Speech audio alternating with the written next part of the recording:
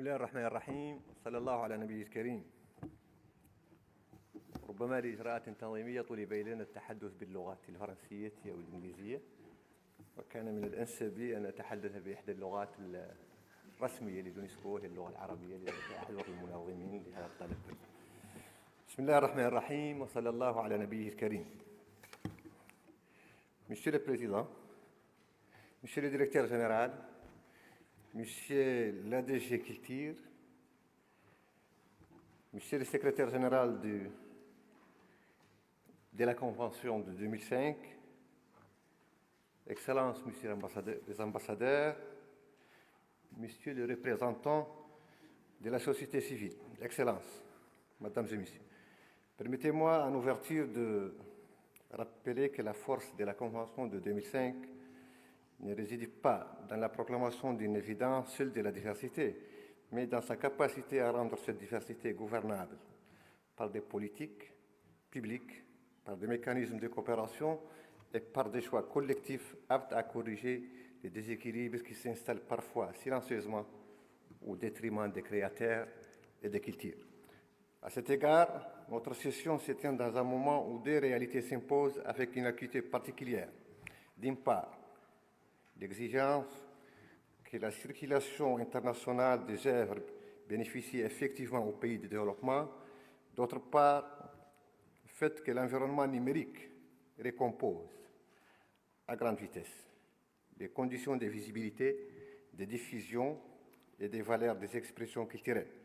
La Mauritanie aborde ces enjeux avec un esprit de responsabilité, avec une conviction simple: la diversité n'est réelle que lorsqu'elle est accessible, découvrable et soutenue de manière équitable.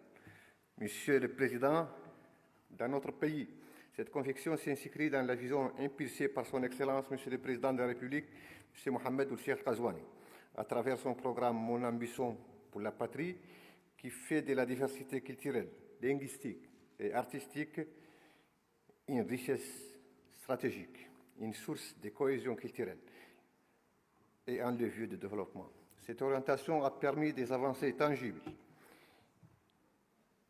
y compris sur le plan international, avec des reconnaissances récentes qui honorent notre mémoire et notre créativité.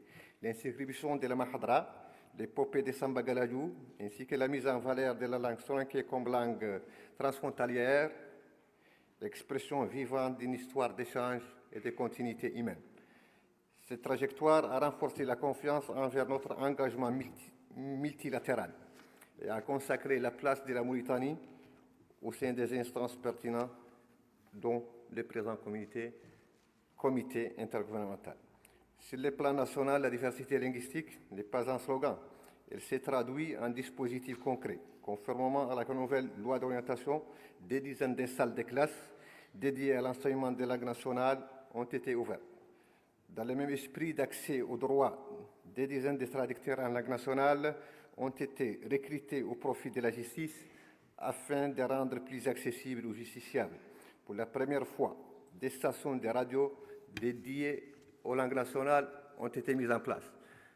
L'Agence mauritanienne d'information, principale source nationale d'information, a déployé une plateforme d'actualité en langue nationale.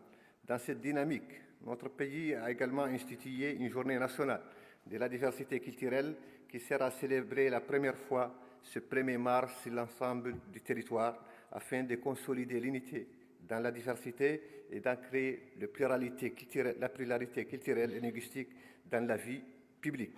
L'objectif est clair: faire de la diversité un facteur d'inclusion et non un motif de fragmentation. La diversité artistique et créative suit cette même logique: structurer, professionnaliser, partager et offrir des perspectives. La création de l'Institut national des arts, l'instauration du prix du président de la République pour les beaux-arts, l'adoption du décret portant statut des professionnels de l'art, ainsi que la mise en place d'un conseil professionnel de l'art s'inscrivent dans une stratégie cohérente. Ce conseil procédera dès cette année à la délivrance de la carte professionnelle d'artiste dans le cadre d'un plan d'action ambitieux visant à améliorer les conditions des praticiens, renforcer la formation et élever la qualité de la production. Dans le même esprit, la Mauritanie a organisé pour la première fois des festivals de la musique ainsi que les salons internationaux du livre en Nouakchott comme cadre structurant de promouvoir la création, de diffusion des œuvres et élargissement des publics. Cette dynamique ne peut être durable sans infrastructure. C'est pourquoi nous portons un projet structurant de la construction de ce qu'on appelle les quartiers culturels à Nouakchott, qui abritera entre autres le plus grand palais de la culture, un village patrimonial, des théâtres de plein air et des espaces scientifiques afin d'offrir un cadre national fédérateur de création, de diffusion et de rencontres.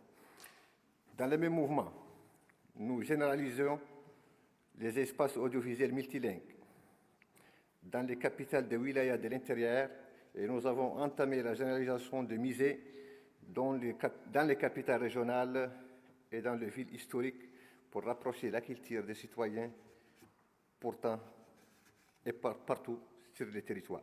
La Mauritanie entend parallèlement renforcer la valorisation de son patrimoine naturel et culturel, matériel et immatériel. Le parc national de Bandarguin, inscrit au patrimoine mondial, vient de célébrer son 50e cinquantenaire par une marche bleue en faveur de la préservation des océans. Ce lieu exceptionnel n'est pas seulement un sanctuaire de la biodiversité, il est aussi un espace où se rencontrent depuis des siècles les routes des Sahara et les horizons de l'Atlantique. Il demeure dans notre mémoire historique porteur de la force, de la trace d'un épisode qui a marqué l'imaginaire universel, celui de la Méduse. Notre patrimoine non classé n'est pas oublié. Les Galbert-Richet, Azougi, où les fouilles scientifiques ont été relancées et bientôt Aoudaoust au Koumbi-Saleh, constituent des repères majeurs. Leur valeur n'est pas seulement archéologique. Le témoignage d'un profondeur historique où la diversité et la cohésion ne sont pas une invention récente, mais c'est une réalité historique. Il démontre avec cette recherche que notre diversité n'était pas seulement notre présent, ni notre devenir, mais elle était d'ailleurs notre passé radieux. À cette politique de sauvegarde s'ajoute la diplomatie culturelle assumée, qui a déjà permis l'acquisition et la valorisation des tableaux de Jéricho, la Médise, liés à la Mauritanie. Il se poursuit par le rapatriement depuis l'Égypte de la bibliothèque du grand érudit Mohamed Mahmoud Ould-Tlamid. Elle s'exprime également dans notre démarche de candidature au programme Mémoire du monde lancé par l'UNESCO autour de l'ouvrage de l'imam Al-Hadrami, Al-Ishara fi Tadbir al-Imara, l'un des tout premiers guides politiques et administratifs dont la valeur dépasse le seul patrimoine national. C'est une pièce de pensée et de mémoire pour l'histoire intellectuelle du monde. Dans le même esprit, et dans le cadre du Festival des cités du patrimoine, dont le rayonnement a été renforcé par la composante développement, par la mise en valeur accrue de la dimension culturelle et par l'introduction d'une véritable composante scientifique, nous avons eu l'honneur d'accueillir à Ouadane M. Miguel Ángel Moratinos, sous-secrétaire général des Nations Unies et haut représentant pour l'Alliance des civilisations, qui a lancé l'initiative des voies des caravanes. Nous l'avons adopté comme cadre de mise en récit des coopérations et des valorisations de notre héritage des carrefours. Mesdames et Messieurs, ces efforts nationaux donnent un sens très concret à nos priorités dans cette enceinte. Nous souhaitons que le traitement préférentiel prévu par la Convention de 2005 se traduise dans la pratique par des facilités effectives et mobilité de circulation des œuvres, coproduction, résidence, diffusion, distribution, accès au marché et mécanismes financiers réellement accessibles aux acteurs de pays en développement. De même, nous souhaitons que l'environnement numérique devienne un espace où la diversité est à la fois visible et fiable, découvrabilité des contenus, transparence des logiques, de mise en avant, renforcement des capacités, de production et de diffusion et conditions plus justes de rémunération des créateurs. La transition numérique, si elle n'est pas accompagnée, risque d'uniformiser les imaginaires. Si elle est régulée avec intelligence, elle peut à contraire multiplier les voies. Conformément aux orientations de son Excellence, Monsieur le Président de la République, Mohamed Cheikh Ghazouani, le gouvernement mauritanien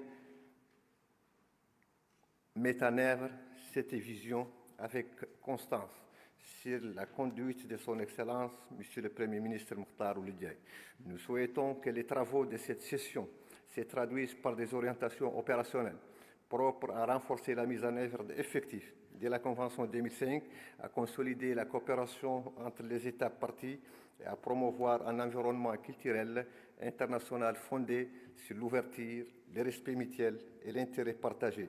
La Mauritanie réaffirme sa pleine disponibilité pour contribuer aux côtés de l'UNESCO et à l'ensemble des États parties à des décisions pragmatiques, équilibrées et effectivement applicables au service d'un monde plus ouvert, plus juste et plus créatif et diversifié. Je vous remercie, Monsieur le Président.